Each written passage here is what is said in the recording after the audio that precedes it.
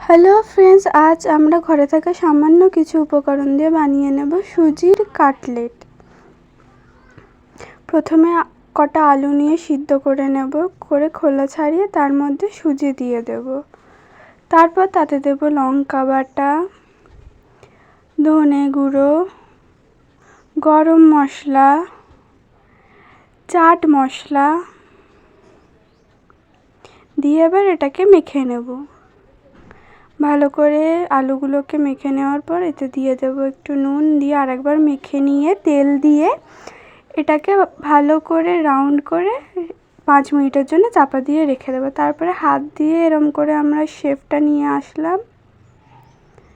এরম শেপ করলেই হবে, বাকিগুলো এরম করে নিলাম। তারপরে একটা ময়দার ব্যাটার করে কড়াতে তেল নিয়ে নেব। তেলটাকে এবার গরমের জন্য রেখে দেব। তেল গরম হয়ে গেলে ব্যাটারে চুবিয়ে এটাকে তেলে ছেড়ে দেব।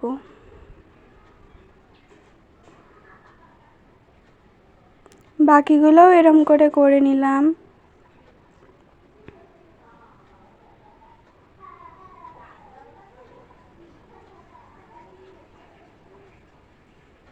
তেলে ছাড়ার পর একটুখানি টাইম একটু গরম হয়ে গেলে তারপর এটাকে উল্টে নিতে হবে। তারপর এরকম লাল লাল ভাজা হয়ে গেলে তুলে নিতে হবে।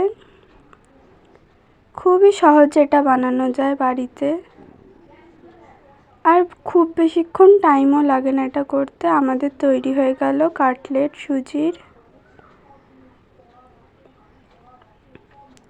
খুব সুন্দর খেতে হয়েছিল। আমরা এটা সস দিয়েও খেতে পারি, শুধুও খেতে পারি। Thanks for watching, like, share and subscribe.